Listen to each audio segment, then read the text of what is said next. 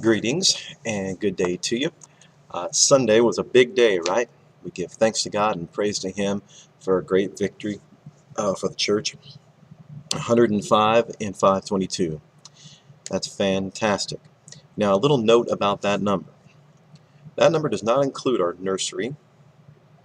It does not include any other babies that are sitting inside the groups. We have historically not been counting the nursery or other babies in the building in our 522 count. Now, we do that in worship, but we don't do that in 522, and we're going to begin doing that. All right, just so you know. With those folks, we would have had 115. We did have 115 in 522 on Sunday. So that is fantastic. We always give thanks and praise to God for every good thing.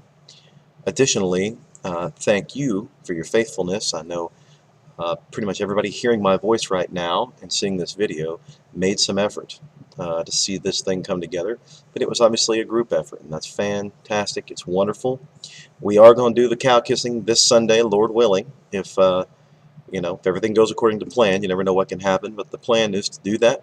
Already working on those arrangements, so we'll be doing that at the end of the worship service. All right, because we want people to come to 522. We want them to stay for worship, and we want them to check out what happens afterward. So this week we're going to simplify the forum a little bit in that we've been going through the 5 steps of our 522 basics from the bottom toward the top.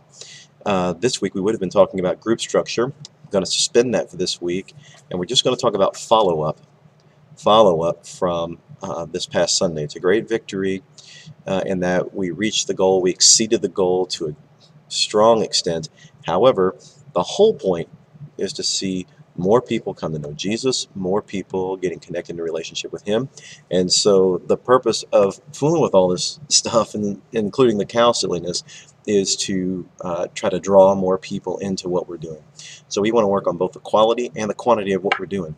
The 522 Basics, among other things, was about improving quality, but we also want to improve the quantity. We want to improve upon that. So 3 questions I want you to consider this week and put into the forum. Here they are. Who were the folks in your 522 groups this past Sunday who are not normally there?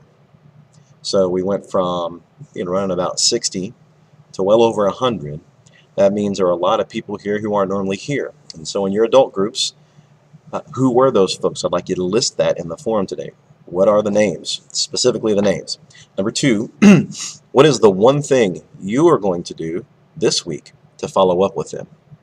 The one thing you are going to do this week to follow up with all those folks. Thirdly, what is one way you can involve someone else in your group in the follow-up process? I want you to find someone somehow that you can involve in the process of follow-up, so it takes a little bit of the load off of you. And I'd like to hear from you. How can your group do that? This week, we need to make sure that we touch base with each of these folks this week and encourage them to come back, see if they have any prayer needs, make sure they know we are going to do the cow kissing thing this coming Sunday, so we'd love for them to come back and be a part of that. I realize that some of the folks who came on Sunday may not be genuine church prospects. A couple of folks came to our group. They're very active in a church in Louisville, and so now I realize that. Still follow up with them, but we also want to make sure we have an understanding of the folks who are real prospects for the church and folks who may have just been visiting to help make sure we make the number, okay? So let's talk through that. Share that, please, in the forum time. Thanks again. Much love from your pastor.